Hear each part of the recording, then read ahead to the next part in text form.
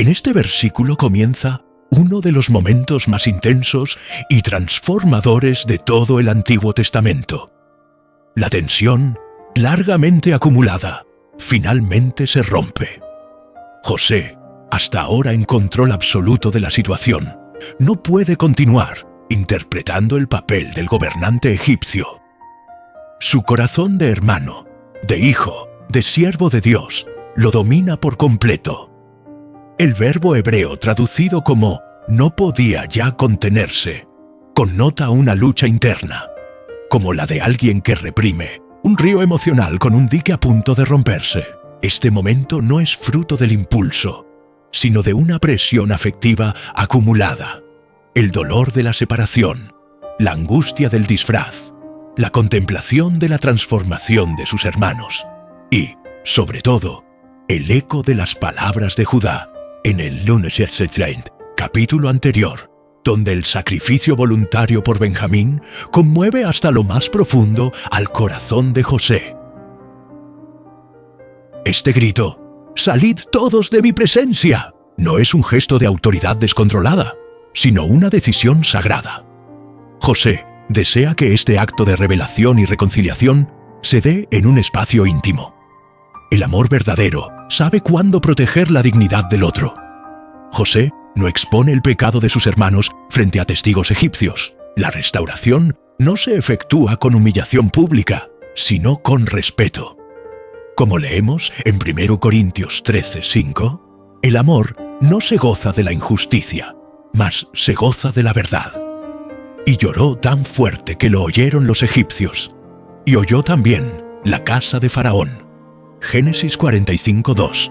Aquí, el narrador bíblico emplea un recurso narrativo que trasciende el gesto privado. El llanto de José trasciende los muros. No se trata de un suspiro discreto ni de lágrimas silenciosas. Se trata de un llanto audible, desbordado, incontenible. Este no es el llanto del dolor, sino del amor que ha aguardado largo tiempo para manifestarse. En este sentido, podemos decir que es un llanto de parto. Da a luz un nuevo comienzo para la familia, marcado por el perdón, no por la venganza. Su llanto se convierte en un eco de lo divino. Es una manifestación del corazón compasivo de Dios que, como en Oseas 11:8, no puede entregar a su pueblo sin quebrarse.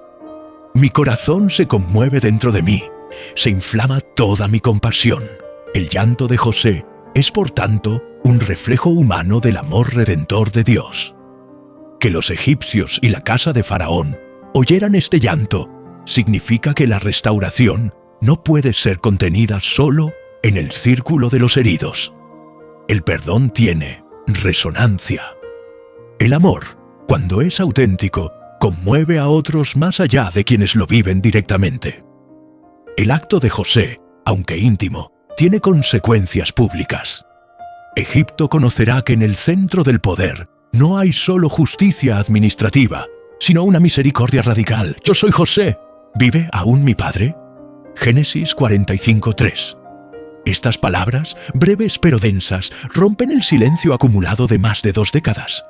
No son simplemente una identificación, son un terremoto emocional, una apertura repentina del pasado que había sido enterrado, pero no redimido. José no comienza con un discurso elaborado, ni con una recriminación velada, sino con una afirmación desgarradora y una pregunta urgente. Su voz no exige justicia, clama por amor. La pregunta, ¿vive aún mi padre?, revela el corazón que ha sostenido a José a lo largo de todo su exilio. No menciona a Jacob con títulos diplomáticos, como lo hizo anteriormente ante sus siervos, Génesis 43:27, sino con ternura, mi padre. Esta expresión es la súplica de un hijo que no ha dejado de esperar, de orar, de recordar, en su ascenso al poder, en sus labores de administración, en sus noches solitarias en Egipto. Esa pregunta le ha quemado el alma. La reacción de los hermanos es inmediata y no es verbal. Y sus hermanos no pudieron responderle, porque estaban turbados delante de él. Versículo 3. El verbo hebreo usado para turbados implica una conmoción intensa, un pavor paralizante. El rostro del virrey egipcio se transforma de pronto en el de su víctima, y su conciencia despierta. Los recuerdos silenciados por años, la túnica ensangrentada, los gritos desde la cisterna, el peso de las monedas, regresan como una ola imparable. Como lo anticipa el profeta Zacarías en una escena escatológica de restauración nacional. Mirarán al que traspasaron y llorarán como se llora por hijo unigénito. Zacarías 12:10. El temor no es infundado. No es solo la presencia de José lo que los turba, sino el eco de su propia culpa, lo que parecía enterrado bajo los años y quizás justificado por la necesidad, se revela ahora bajo una nueva luz, la de la verdad. Ellos no están solo frente a su hermano, están frente a su pasado. Pero entonces ocurre lo impensado. José, viendo sus rostros marcados por el terror, dice: «Acercaos ahora a mí». Versículo 4. ¿Qué ternura hay en este imperativo? No es un mandato de autoridad, sino un llamado de reconciliación. Ellos se habían alejado por instinto de preservación, pero José los llama al encuentro. Como el padre del hijo pródigo, él corre simbólicamente hacia quienes lo traicionaron. Lucas 15:20. Como Jesús con Tomás, les muestra su herida, no para acusar, sino para restaurar la relación. Juan 20:27. Yo soy vuestro hermano José, el que vendisteis para Egipto. La frase podría haber sido un puñal, pero en labios de José es bálsamo. Nombra el pecado sin evasivas, pero no con saña. La mención de la venta no tiene el tono de una acusación, sino el de una confesión amable. Él les permite reconocer su falta, sin ser destruidos por ella. Es la pedagogía del Espíritu Santo. Convicción sin condenación. Juan 16:8. Entonces, José pronuncia una de las declaraciones más potentes de teología providencial de toda la Escritura. Ahora pues, no os entristezcáis, ni os pese de haberme vendido acá, porque para preservación de vida me envió Dios delante de vosotros. Versículo 5. Aquí, el perdón alcanza su cima. José no niega lo que hicieron, pero lo enmarca en una narrativa más grande. Él ha elegido ver no solo a sus hermanos, sino a Dios actuando detrás de la escena. Es lo que Pablo explicará siglos después. A los que aman a Dios, todas las cosas les ayudan a bien. Romanos 8:28. No todas las cosas son buenas, pero todas obran para bien cuando son colocadas en las manos de Dios. Esta visión providencial no excusa el pecado, pero lo absorbe en un propósito superior. José no dice, no fue pecado. Dice, Dios usó incluso su pecado para traer vida. En esto anticipa la cruz, donde la maldad humana crucificó al Hijo de Dios, pero donde esa misma muerte trajo redención al mundo, como Pedro predicó en Pentecostés. A este Jesús, entregado por el determinado consejo y anticipado conocimiento de Dios, prendisteis y matasteis por manos de inicuos. Hechos 2:23. Así, José enseña que el perdón verdadero no solo libera al ofensor, sino también al ofendido. Su capacidad de ver a Dios en medio de la traición lo ha librado del odio. No hay venganza en su boca, solo propósito. Él no repite la historia de Caín y Abel, sino que inaugura un nuevo camino, el del hermano que salva en vez de matar. En términos contemporáneos, esta escena nos llama a soltar los grilletes del rencor. Nos invita a mirar nuestras heridas a la luz del propósito divino. Nos reta a reconocer a Dios, que entrelaza incluso los hilos del dolor para tejer mantos de redención. José no solo se da a conocer también el carácter de Dios. Su revelación personal es una revelación teológica. Por eso, sus palabras y lágrimas son evangelio en miniatura. Y como todo buen evangelio, no termina con juicio, sino con reconciliación. Las palabras de José en Génesis 45, 7, 9 constituyen uno de los testimonios más profundos sobre la soberanía de Dios en toda la Escritura. Dios me envió delante de vosotros. Versículo 7. No es una simple frase de consuelo. Es una proclamación de fe que redimensiona el sufrimiento, que toma la traición humana y la reubica en el plan divino. Esta visión espiritual no surge de un momento de alivio, sino de años de silencio, injusticia y pruebas. Es una fe forjada en la adversidad. José reinterpreta su historia a la luz de la providencia divina. No niega el pecado de sus hermanos, me vendisteis, pero lo encuadra dentro de un propósito superior. Dios me envió delante de vosotros para preservaros. Versículo 7. Aquí no hay negación del mal, sino redención del mal. Esta es la clave para una teología de la providencia madura. No una explicación del sufrimiento, sino su transformación. Como lo leemos en Isaías 55, 8, 9. Porque mis pensamientos no son vuestros pensamientos, ni vuestros caminos mis caminos, dice Jehová. José, al mirar atrás, no ve azar, ve propósito. El pozo, la esclavitud, la prisión, todo había sido parte de un proceso divino, no evidente a los ojos humanos. El Dios de José no es un espectador pasivo del mal, sino un artesano invisible que teje propósito a través de cada hilo roto. Cuando José dice que fue enviado para preservaros un remanente sobre la tierra, versículo 7, está utilizando un lenguaje que trasciende lo inmediato. El concepto de remanente, en hebreo sheherit, es una constante en la historia de Israel. No se trata solo de supervivencia biológica, sino de continuidad espiritual. Dios siempre guarda un grupo, fiel que lleva adelante su promesa. Isaías 10, 20, 22. En este contexto, el remanente es la familia de Jacob. Sin su preservación, la línea mesiánica habría sido interrumpida. José, al convertirse en canal de esa preservación, se transforma en una figura tipológica de Cristo. Uno que, por ser medio de su sufrimiento, asegura la vida del pueblo de Dios. Así como el Mesías sería rechazado por los hombres, varón de dolores, experimentado en quebranto. Isaías 53:3.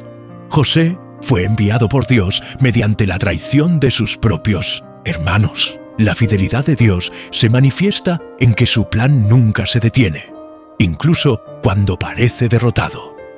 José no solo habla de supervivencia, sino de gran liberación. Versículo 7. Esta expresión sugiere más que salvación física. Apunta a un rescate completo.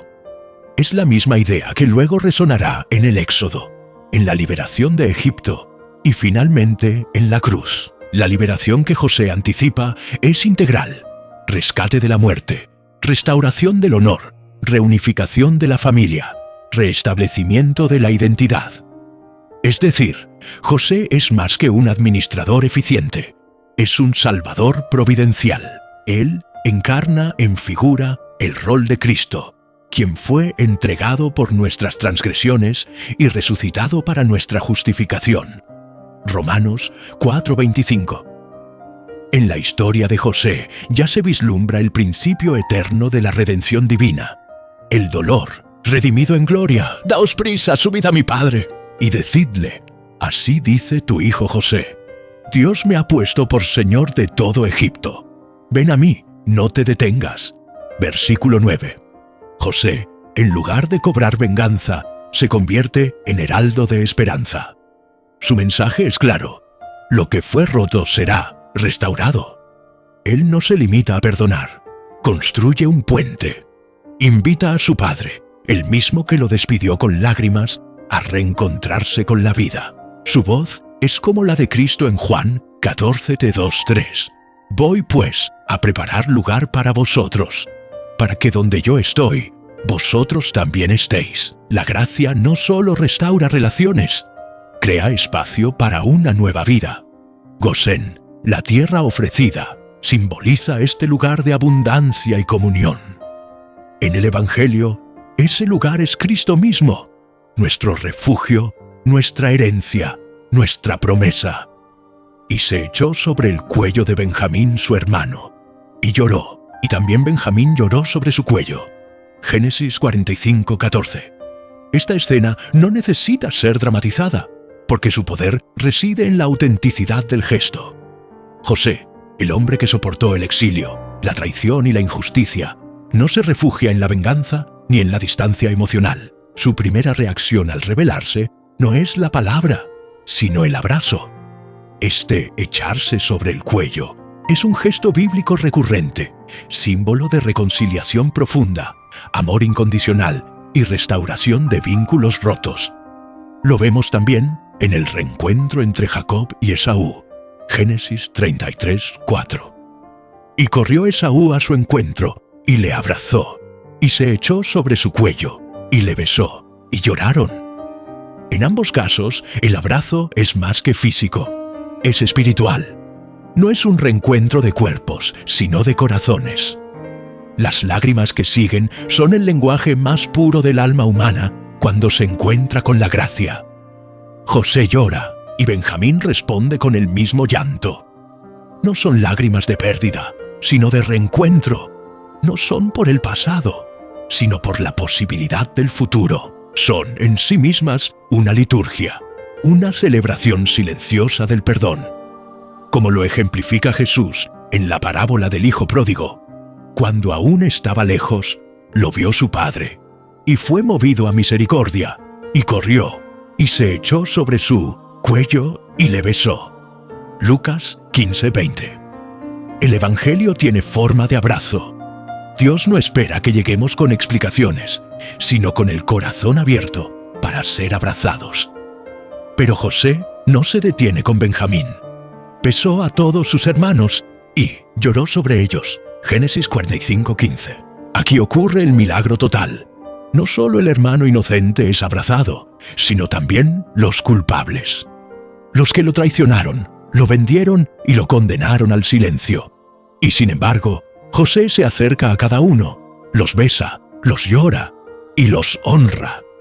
Este gesto es más poderoso que cualquier sermón. José no necesita pronunciar una palabra de juicio, porque sus acciones predican perdón. El que fue silenciado, ahora los hace hablar. Y después sus hermanos hablaron con él. El temor es vencido por la ternura.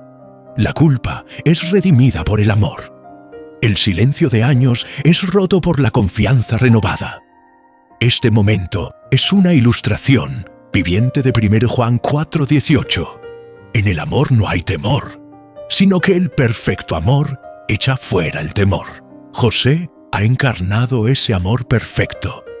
Por eso sus hermanos, que antes callaban por temor, ahora hablan desde la reconciliación. La narrativa da un salto geográfico, pero no emocional.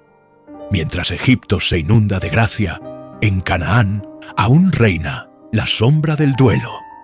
Jacob, el anciano patriarca, vive como un hombre con el corazón amputado.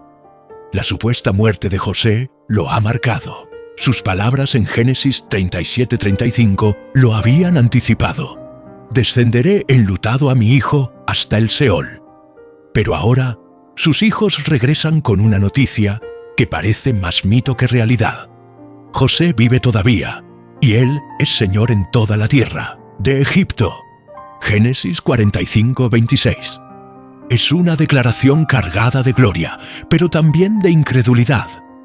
El corazón de Jacob se afligió, literalmente, se congeló, se detuvo.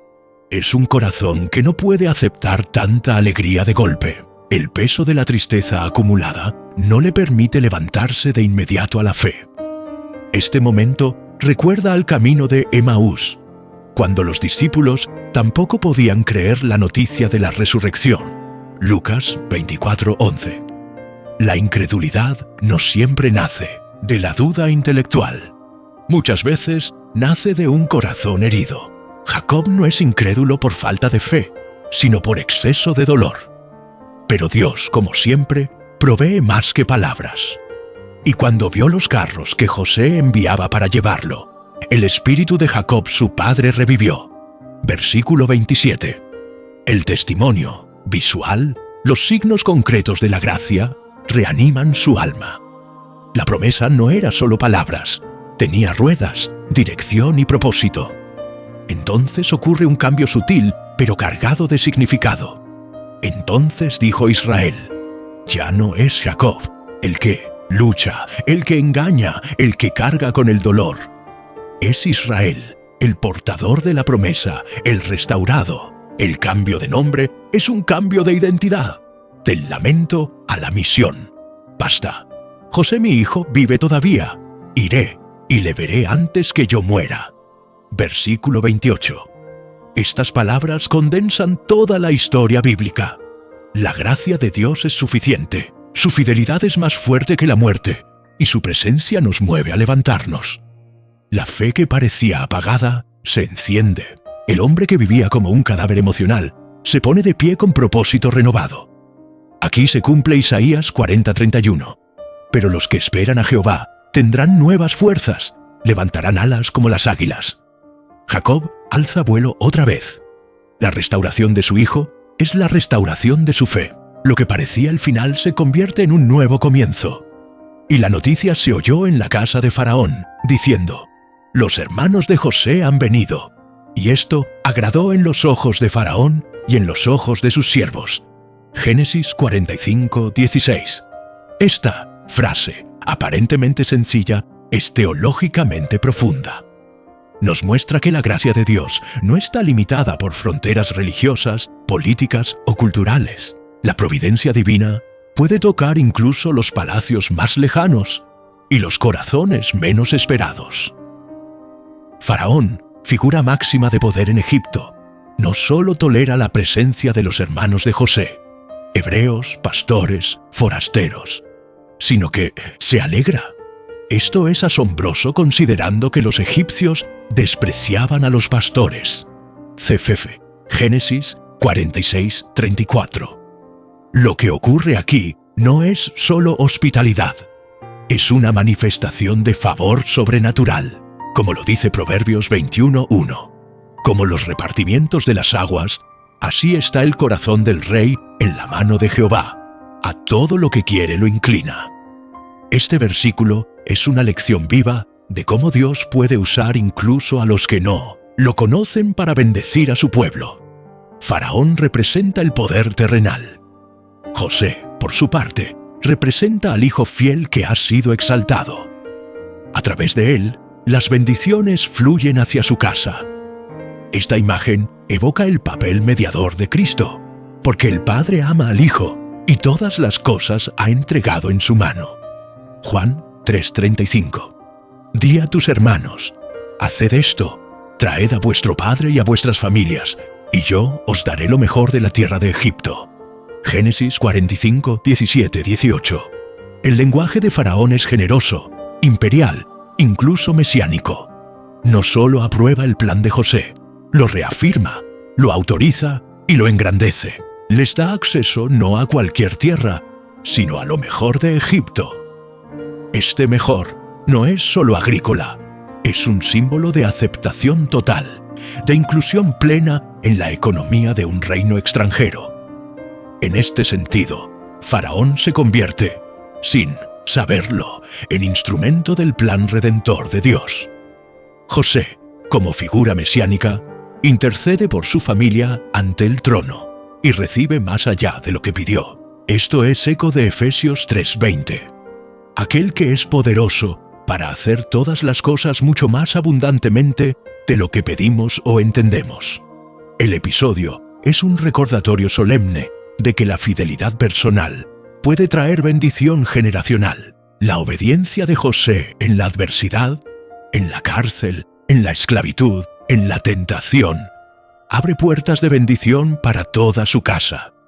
Hoy también, cada creyente que permanece fiel puede ser canal para que otros, incluso desde la distancia, conozcan la gracia divina.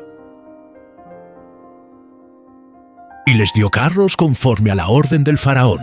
Génesis 45:21. Este detalle histórico tiene gran profundidad simbólica. Los carros egipcios eran símbolo de riqueza, tecnología y poder. En Canaán eran casi desconocidos. Eran vehículos de reyes, de guerra, de dioses. Y ahora, esos mismos carros se convierten en vehículos de redención familiar.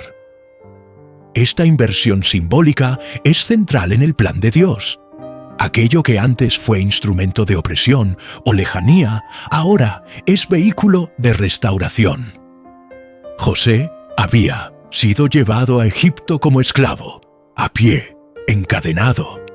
Ahora sus hermanos volverán con carros de honor. Es una inversión que recuerda al salmista cuando dice: «Cambió mi lamento en baile, me ceñiste de alegría». Salmo 30:11. Los carros también representan la provisión divina, que nos alcanza incluso cuando no la merecemos. Los hermanos de José no hicieron nada para obtenerlos.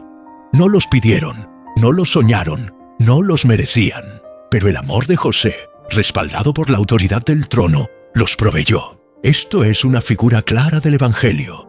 Dios nos da lo que no pedimos, porque Cristo lo ganó por nosotros. Romanos 8:32. Y les dio provisiones para el camino. Génesis 45:21. José no solo piensa en el destino, sino en el trayecto. Esto es clave para una teología práctica de la gracia. El Dios que llama no solo nos espera en la meta, sino que nos sustenta en el camino. Filipenses 4:19 lo expresa con claridad. Mi Dios, pues, suplirá todo lo que os falta conforme a sus riquezas en gloria en Cristo Jesús. José se convierte en tipo de Cristo. Prepara el camino, provee lo necesario, garantiza el encuentro con el Padre. Los carros egipcios son más que transporte. Son garantía visible de una restauración en marcha. Así también, en nuestra vida espiritual, el Espíritu Santo es las arras de nuestra herencia. Efesios 1:14. La garantía del regreso, la seguridad de que el Padre nos espera. En definitiva, estos carros no solo transportarán cuerpos, llevarán una promesa. No solo cruzarán desiertos, cruzarán años de dolor. Serán testigos móviles del amor que no se extinguió, de la fidelidad que venció el tiempo y la distancia. José no solo invita a su padre y familia, les promete residencia en Gosén, la mejor parte de Egipto. Y habitarás en la tierra de Gosén, y allí te alimentaré. Fiu 10:11. Gosén representa la gracia preparada. No era simplemente una porción geográfica, sino una imagen teológica, el lugar donde el pueblo de Dios puede florecer, incluso en tierra extranjera. Como leemos en el Salmo 23:5, aderezas mesa delante de mí en presencia de mis angustiadores. Dios transforma el desierto en viñedo, el exilio en refugio, la escasez en abundancia. Gosén se convierte en anticipo del Canaán prometido, un recordatorio de que la provisión de Dios trasciende la geografía cuando hay obediencia y reconciliación. Y habitarás en la tierra de Gosén, y allí te alimentaré. Génesis 45:10-11. Esta promesa de José a su padre no es solo un acto de logística o de supervivencia ante la hambruna. Es una declaración teológica.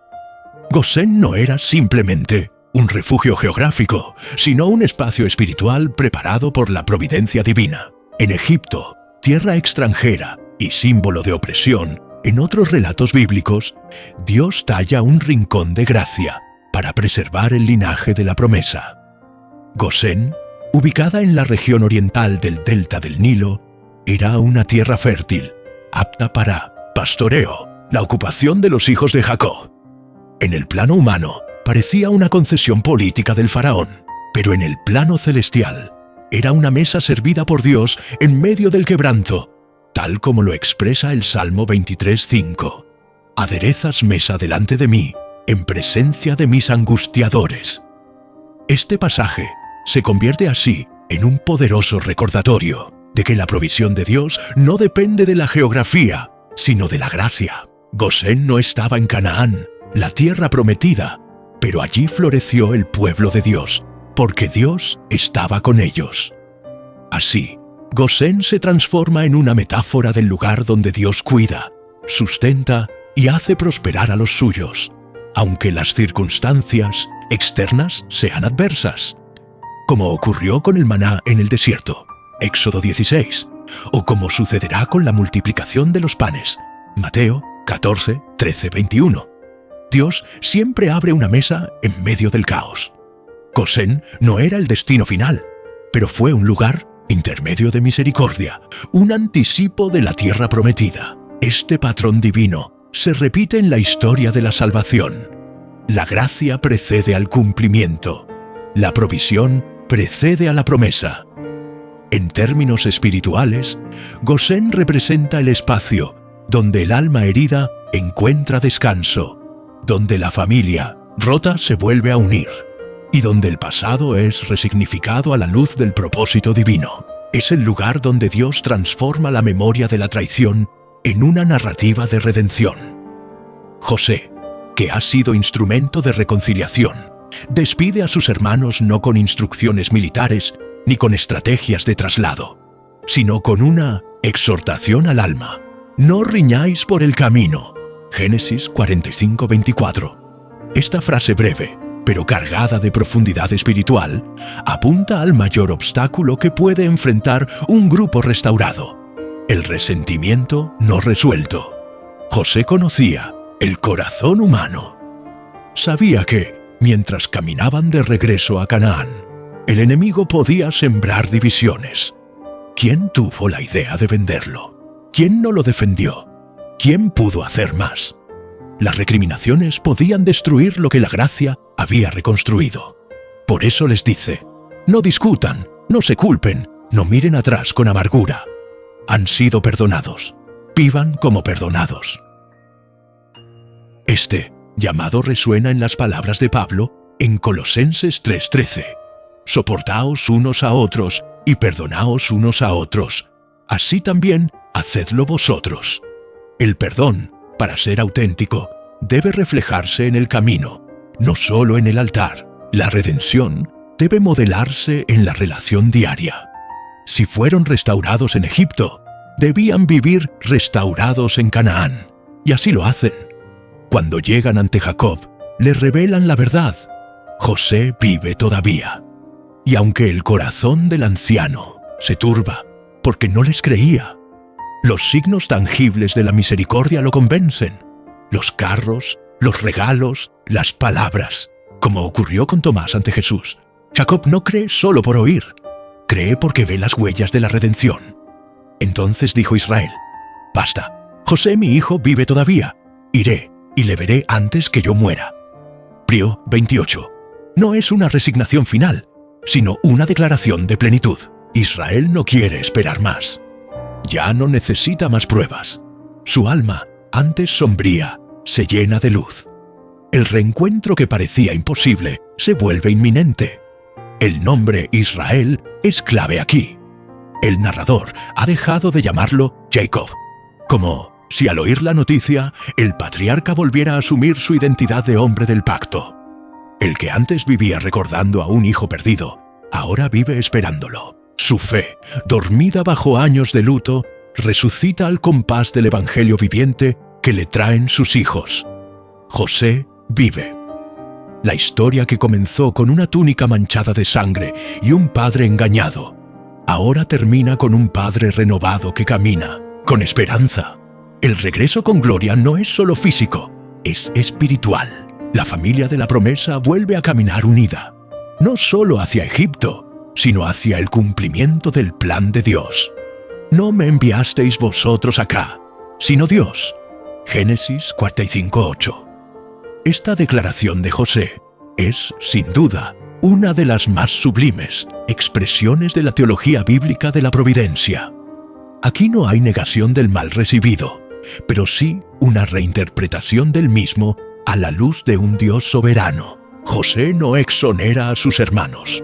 Los hechos fueron reales y crueles, pero reubica esos hechos en una narrativa mayor, donde el control último no está en manos humanas, sino divinas. Este es el testimonio de una fe madura que ha pasado por la oscuridad del foso, los grilletes del cautiverio y las noches del olvido en la prisión. Una fe que ha sido procesada en el crisol del sufrimiento y purificada por la esperanza. José no romantiza el pasado, pero tampoco lo absolutiza. Sabe que lo que comenzó como una tragedia humana fue transformado por la mano invisible de Dios en una misión redentora. Esta comprensión coincide con lo que Pablo proclama en Romanos 8:28. Sabemos que a los que aman a Dios, todas las cosas les ayudan a bien. El verbo sabemos implica convicción, no una esperanza ciega, sino una certeza construida en la fidelidad de Dios. El todas las cosas incluye no solo lo bueno, sino también lo doloroso, lo injusto, lo aparentemente absurdo. La soberanía de Dios no solo se manifiesta en milagros espectaculares, sino en la alquimia misteriosa que convierte el mal en bien, la traición en salvación, la cárcel en trono. Es el mismo principio que se expresa en Génesis 50:20. Vosotros pensasteis mal contra mí, mas Dios lo encaminó a bien. Aquí vemos la doble agencia. La intención humana fue mala, pero Dios, sin ser autor del pecado, lo utilizó soberanamente para cumplir su propósito. Dios escribe derecho, aún con líneas torcidas, y en ese acto redentor revela que ninguna lágrima ha sido inútil y ninguna herida está fuera del alcance de su propósito. La historia de José no solo se admira, se imita. Nos confronta con preguntas que todos llevamos en el alma. ¿Qué hago con el agravio recibido? ¿Qué actitud adopto ante quien me hirió? ¿Permito que el pasado defina mi presente? José nos enseña que perdonar no es excusar ni minimizar el daño. Perdonar es elegir no perpetuarlo. Es cortar el ciclo de la violencia con la decisión consciente de amar. El perdón no borra la memoria, pero sí reescribe su poder. Es transformar el dolor en semilla y la injusticia en testimonio de gracia. Efesios 4:32 articula esta ética del reino. Antes sed benignos unos con otros, misericordiosos, perdonándoos unos a otros, como Dios también os perdonó a vosotros, en Cristo. Esta es la raíz y el modelo del perdón cristiano. Hemos sido perdonados gratuitamente, por tanto, debemos perdonar. No por obligación moral, sino como respuesta natural a la misericordia recibida. José no se convirtió en víctima, ni en vengador. Se convirtió en instrumento de reconciliación. Sus lágrimas fueron semilla de restauración, no de amargura. Su ascenso no fue para su gloria, sino para la salvación de muchos. El creyente también está llamado a esto, a no quedarse en el papel de la víctima, ni escalar al pedestal del juez, sino a ocupar el lugar del hermano reconciliador. El perdón, en este sentido, no es debilidad, sino fortaleza espiritual. Es uno de los actos más radicales del amor cristiano, y donde hay perdón verdadero, hay resurrección. El espíritu de Jacob su padre revivió. Entonces dijo Israel. Génesis 45:27-28. Esta transición de nombre no es casual. Es profundamente simbólica y teológicamente intencional. Jacob es el nombre del pasado, el que huía, el que engañaba, el que sufrió. Israel es el nombre del pacto, el que luchó con Dios y fue bendecido, el que representa al pueblo de la promesa. Durante años, Jacob había vivido como un alma apagada. La pérdida de José lo dejó en un estado de parálisis emocional. Como muchos creyentes que, al experimentar una pérdida profunda, entran en un letargo espiritual donde la esperanza parece enterrada.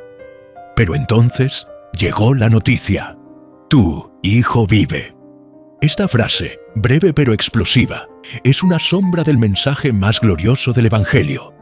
Él no está aquí, ha resucitado. Lucas 24:6. La fe de Jacob no resucita con argumentos, sino con evidencia. La gracia llega no solo como palabra, sino como acción concreta.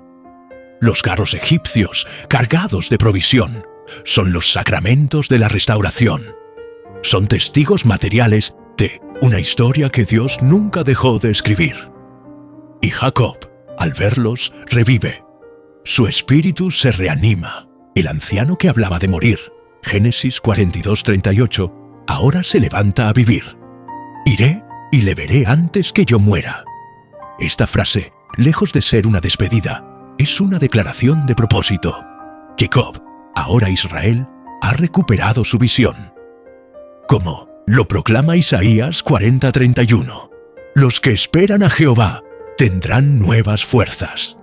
Esa promesa se encarna en la figura de un patriarca restaurado, y como él, todo creyente está llamado a despertar del letargo, a recuperar el nombre perdido, a levantarse del polvo del duelo y retomar el camino de la fe.